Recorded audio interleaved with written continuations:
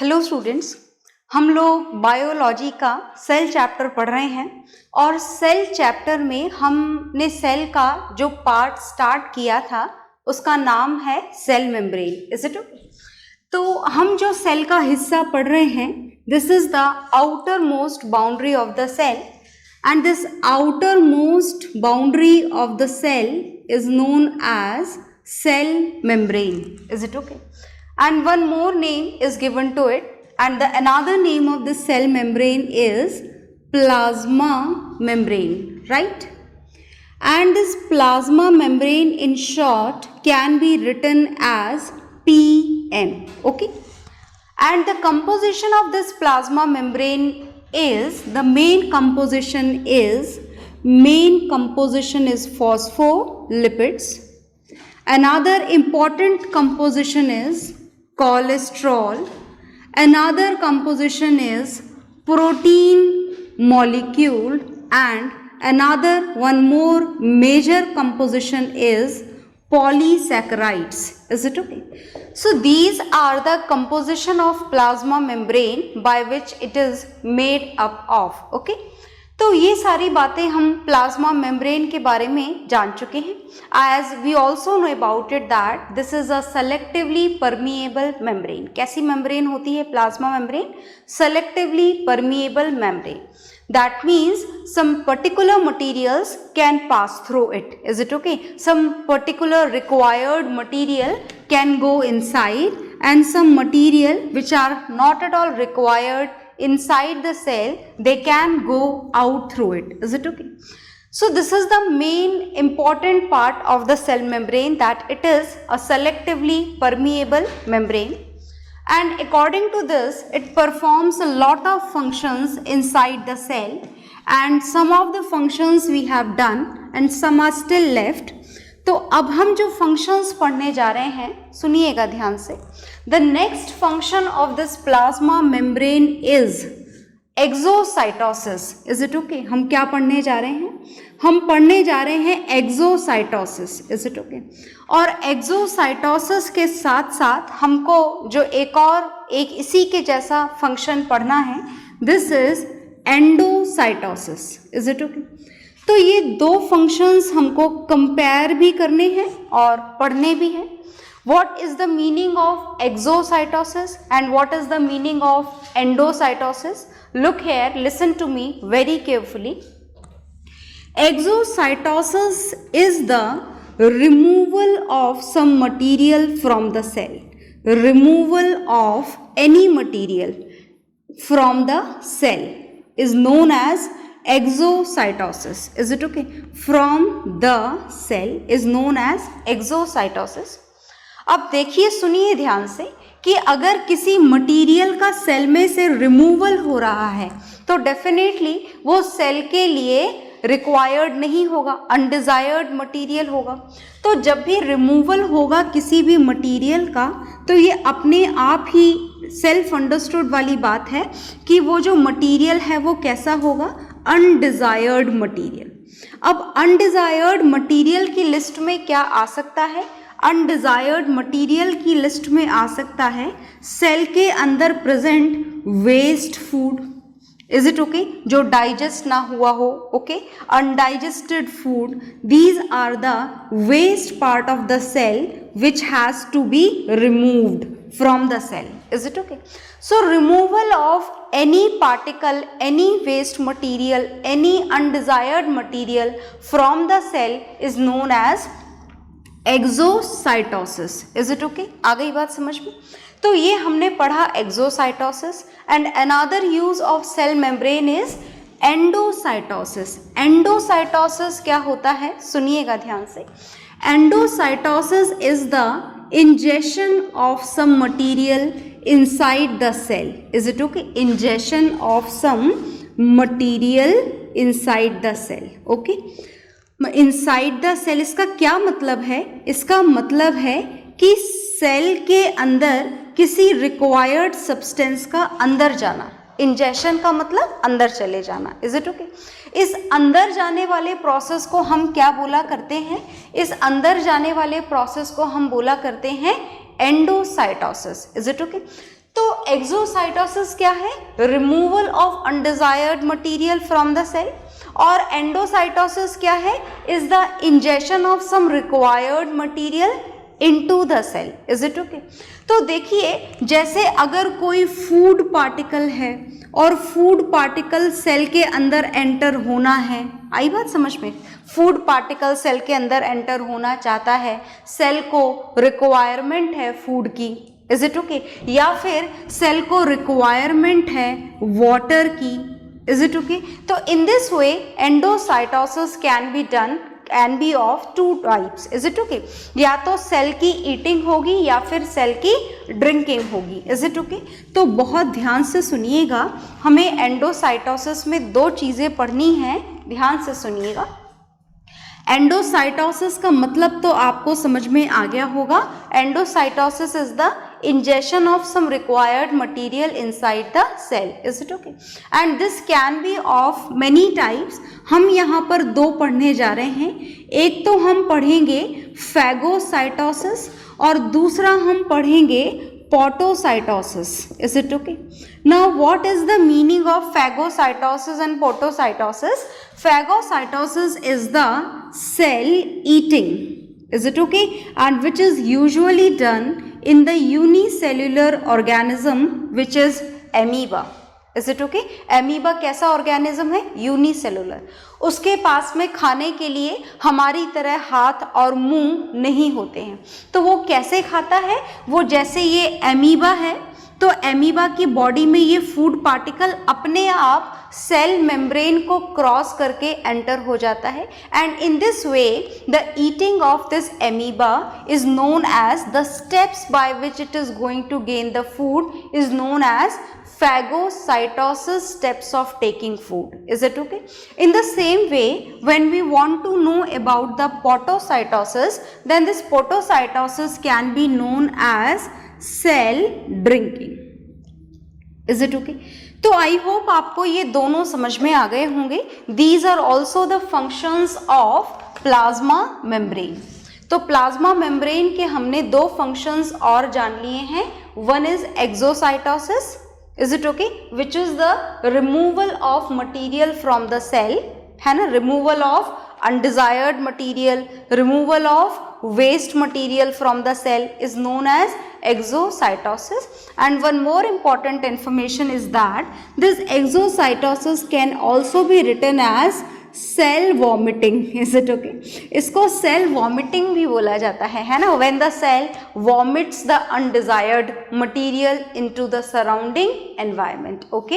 And endocytosis is the injection of some material inside the cell with the help of this cell membrane. If it is done in the form of eating of cell, if it is done for the food material, then cell eating is known as phagocytosis. If it is cell drinking, then it is known as potocytosis. और ये तो endocytosis है, ये endocytosis एक और जगह पर काम में आता है, that is done in our body by the WBCs। मैं एग्जाम्पल आपको बता रही हूँ कि हमारी बॉडी में जो WBCs होती हैं, जानते हैं ना WBC का मतलब? WBC का मतलब वाइट ब्लड सेल्स। तो जो वाइट ब्लड सेल्स हमारी बॉडी के अंदर जितने भी हार्मफुल जर्म्स या हार्मफुल वायरस या हार्मफुल बैक्टीरिया अगर हमारी बॉडी में एंटर हो गए हैं, तो वो WBC उनको एंडोसाइटोसिस प्रोसेस के थ्रू क्या कर लेती है? ईट कर लेती है, खा के खत्म कर देती है। आ गई बात समझ में? तो ये है एक्सोसाइटोसिस और endocytosis. Each and everything is there in front of you. Note it down. They are also the functions of cell membrane. तो आप इनको नोट कर चुके होंगे, इनकी डेफिनेशंस ध्यान से नोट डाउन करिएगा, इम्पॉर्टेंट हैं, एग्जाम्स में पूछे जाते हैं एक्सोसाइटोसिस एंड एंडोसाइटोसिस। तो हम आगे चलते हैं।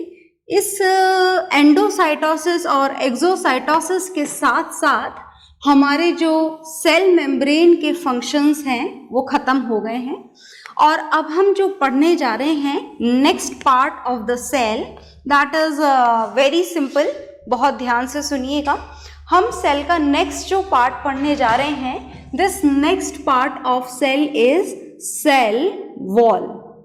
सेल वॉल के बारे में एक बात शायद आपको याद होगी, और याद ना हो तो मैं आपको याद दिला देती हूँ कि ये जो सेल वॉल है, this cell wall is present only in the plant cell. सिर्फ और सिर्फ कौन सी सेल में प्रेजेंट होती है ये सेल वॉल? प्लांट सेल में प्रेजेंट होती है। Is it okay? तो चलिए इस प्लांट सेल में प्रेजेंट सेल वॉल के बारे में हम जानते हैं। अच्छा, उससे पहले सुनिएगा कि ये जो सेल वॉल है ये प्रेजेंट कहाँ पर होती है।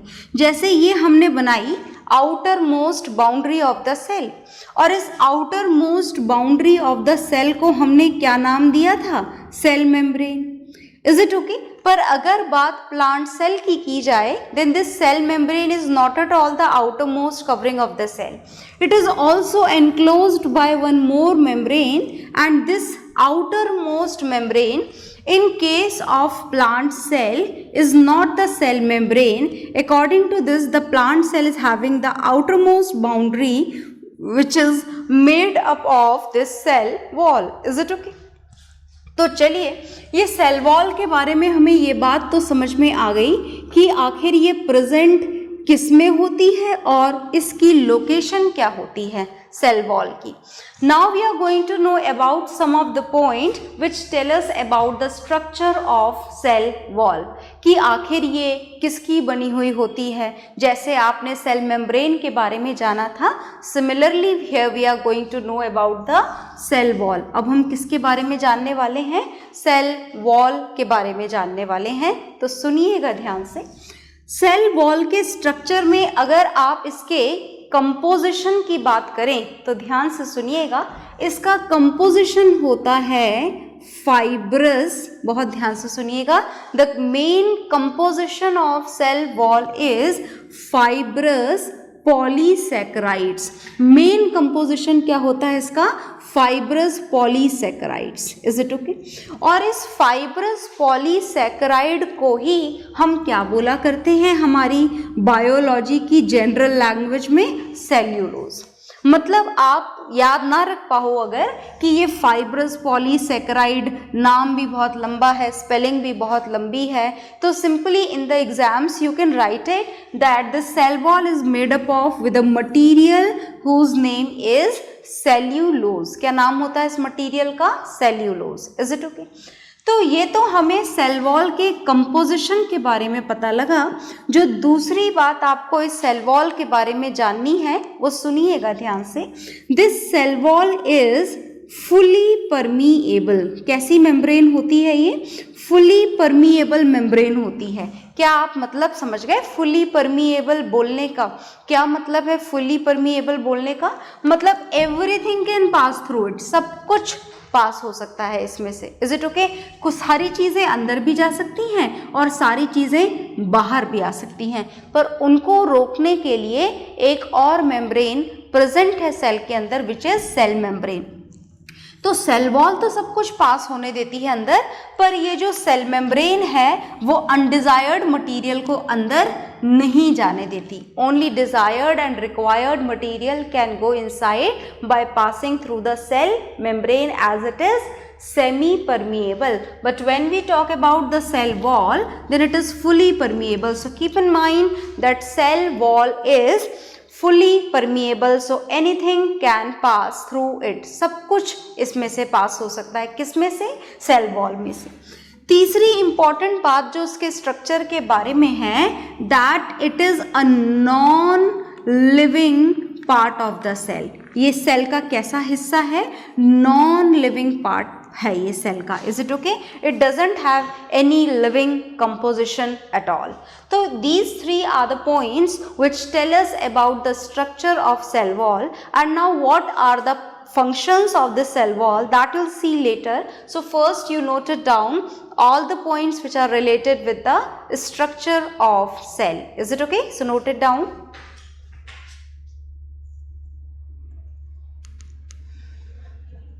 तो आपने नोट डाउन कर लिया होगा, और नहीं करा है तो वीडियो को पॉज करके आप नोट डाउन करेंगे सेल वॉल के बारे में. और इसके बाद में हम अब पढ़ने जा रहे हैं सेल वॉल के फंक्शंस, क्या क्या फंक्शंस हैं, ध्यान से सुनिएगा, बहुत ध्यान से सुनिएगा सेल वॉल के फंक्शंस। Is it okay? सबसे पहला क्या पढ़ाने जा रही हूँ मैं आपको बता देती हूँ दोबारा से। We are going to know about the functions of cell wall. हम सेल वॉल के फंक्शंस जानने जा रहे हैं कि आखिर प्लांट सेल के अंदर ये क्या क्या फंक्शंस परफॉर्म करता है, कौन? Cell wall. ओके, तो चलिए देखिए, जो पहला फंक्शन है वो है प्रोटेक्शन का। प्रोटेक्शन प्रोवाइड करता है ये। किसको प्रोटेक्ट करता है ये? प्रोटेक्शन किसको प्रोवाइड करता है? जैसा कि मैं आपको बार बार बता रही हूँ कि cell wall is the outermost boundary of the plant cell. Cell wall क्या है? प्लांट सेल की आउटर मोस्ट बाउंड्री है, ठीक है। तो इसके अंदर क्या है? इसके अंदर सेल मेम्ब्रेन है, और सेल मेम्ब्रेन के अंदर क्या है? A fluid which is present in the whole cell. Do you know the name of it? Yes, definitely, of course we know its name, and the name of this part is cytoplasm. तो जो cell wall है वो उस cell wall के अंदर जितनी भी चीज़ें प्रेजेंट हैं उनको क्या प्रोवाइड करता है? प्रोटेक्शन। तो क्या प्रेजेंट है सेल वॉल के अंदर? सेल वॉल के अंदर प्रेजेंट है cell membrane and another is cytoplasm. तो हम लिखेंगे कि इट प्रोटेक्ट, सबसे पहले तो ये किसको प्रोटेक्ट करता है? जस्ट इसके नीचे की लेयर को। क्या नाम है उसका? Cell membrane. और क्या नाम है? और क्या प्रेजेंट है? And it also gives the protection to cytoplasm. तो हाँ, दोनों चीज़ों को प्रोटेक्ट करता है ये। It protect cell membrane as well as cytoplasm. चलिए, तो दूसरा फंक्शन देखें। दूसरा फंक्शन देखते हैं, ध्यान से सुनिएगा। हम सेल वॉल का दूसरा फंक्शन देखने जा रहे हैं, और दूसरा फंक्शन ये है that it provide strength to the cell. ये सेल को क्या प्रोवाइड करता है? स्ट्रेंथ प्रोवाइड करता है, मजबूती प्रोवाइड करता है। देखो, बात ऐसी है कि जिस भी चीज़ के ऊपर जितनी पैकिंग करते जाओगे वो मजबूत तो होगा ही सही, पर यहाँ पर मजबूत बनाने के लिए as this cell wall is going to provide the strength to the cell. So what are the reason behind it? So listen to me very carefully कि आखिर ये सेल को कैसे मजबूती प्रोवाइड करता है। सेल को मजबूती प्रोवाइड करने के पीछे, स्ट्रेंथ प्रोवाइड करने के पीछे जो रीज़न है वो रीज़न है सेल्यूलोज। जानते तो हो ना सेल्यूलोज क्या होता है? Cellulose is the fibrous polysaccharide through which this cell wall is made up of. So this cellulose is a very strengthful material, बहुत ही मजबूत मटेरियल होता है ये, और मजबूत मटेरियल होने के कारण ये सेल को क्या प्रोवाइड करता है? स्ट्रेंथनेस। और देखो, कई बार तो कुछ और ही होता है। कई बार जैसे कुछ पर्टिकुलर प्लांट सेल में टिश्यूज होते हैं, one of them is xylem tissue. ये टिश्यू चैप्टर में पढ़ेंगे हम फुल डिटेल में, what is this xylem tissue there. Okay, so we will learn about it later, पर फिलहाल तो आप सिर्फ नाम ही याद रखिए। So when we talk about this xylem tissue which is present in the plant cell, then this xylem tissue cell wall is also having a material lignin in it, है ना। xylem की जो सेल वॉल होती है उसका main composition cellulose नहीं होता है। जाइलम सेल की सेल वॉल का मेन कंपोजिशन लिग्निन होता है, and this lignin provides more mechanical strength. ज़्यादा मैकेनिकल स्ट्रेंथ प्रोवाइड करता है। किसको ज़्यादा मैकेनिकल स्ट्रेंथ प्रोवाइड करता है? प्लांट सेल को। Is it okay?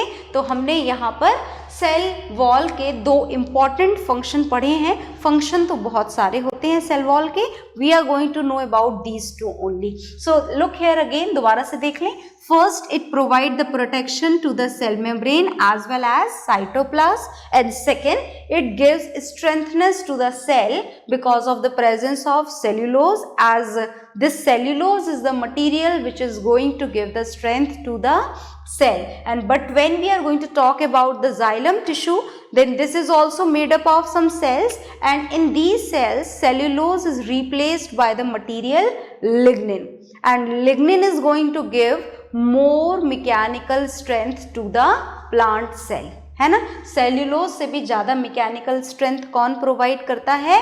Lignin. If the cell wall is made up of lignin then the cell will be more strong, more strengthful, right. So whatever is there on the board, note it down. मैं side में हो रही हूँ, आप note down करेंगे, फिर हम कुछ और पढ़ेंगे. ओके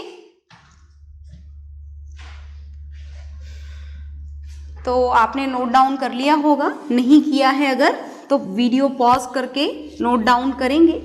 हमने सेल का एक और हिस्सा पढ़ लिया है और अब हम जो पढ़ने जा रहे हैं, नेक्स्ट जो पार्ट हम पढ़ने जा रहे हैं, दिस इज वेरी इम्पॉर्टेंट, बहुत इम्पॉर्टेंट पार्ट हम सेल का पढ़ने जा रहे हैं. और जो हम पढ़ने जा रहे हैं, नाम समझ में आ गया क्या क्या स्टार्ट करने जा रहे हैं हम?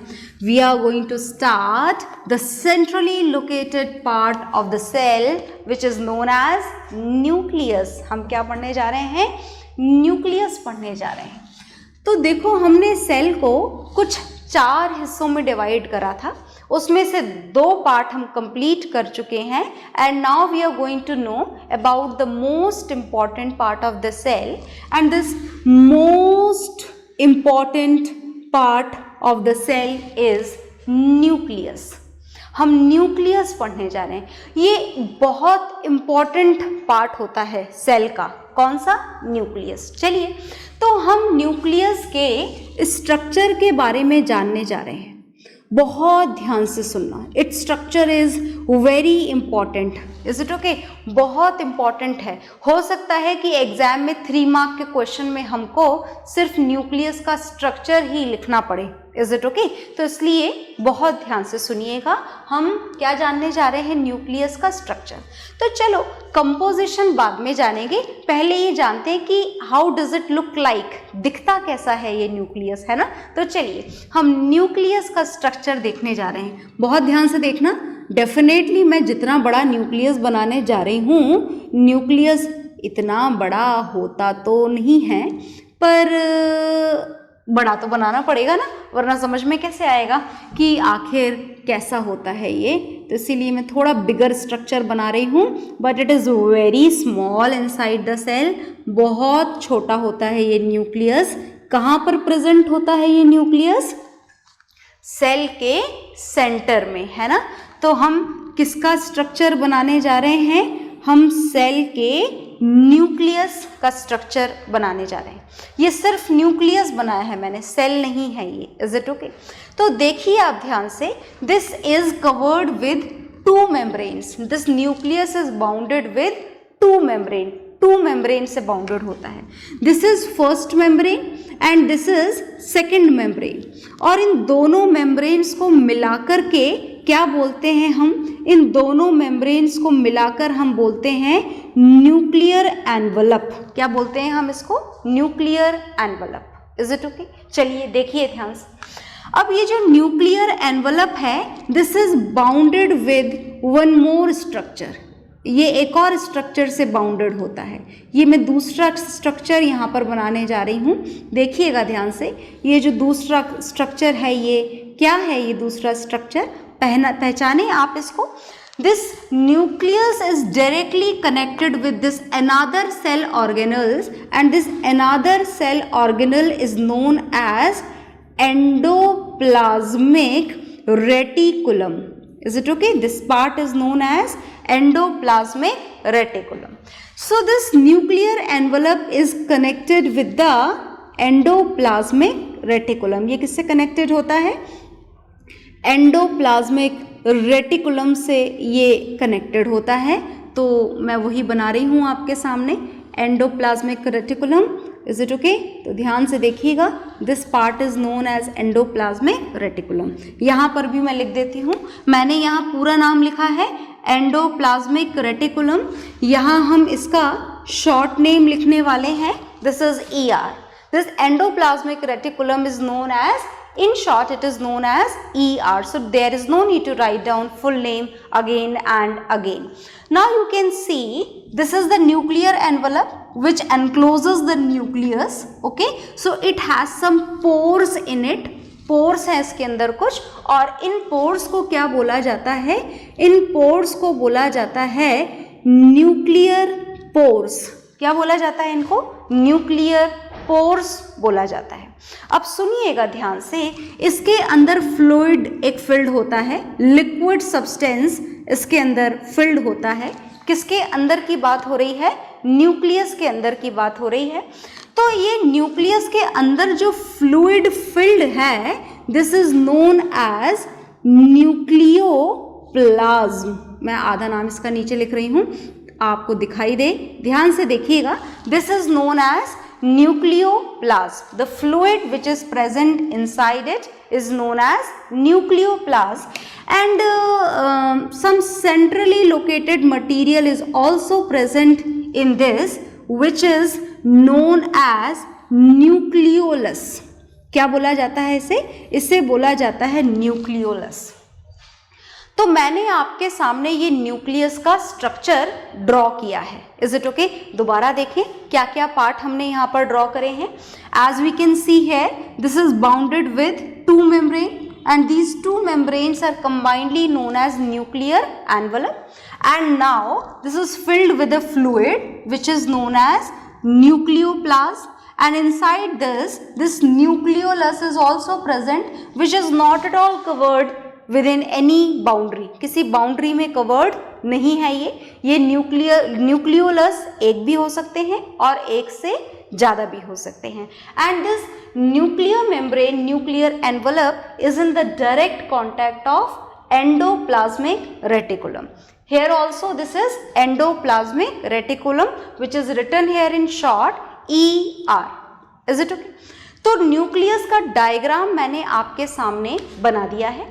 अब इसके क्या क्या फंक्शंस हैं, इसके क्या क्या कंपोजिशन है, न्यूक्लियोप्लाज्म किसका बना है, न्यूक्लियोलस किसका बना है, न्यूक्लियर एनवलप किसका बना है, और ये क्या क्या फंक्शंस इंडिविजुअली परफॉर्म करते हैं सेल के अंदर, that will see in the next class.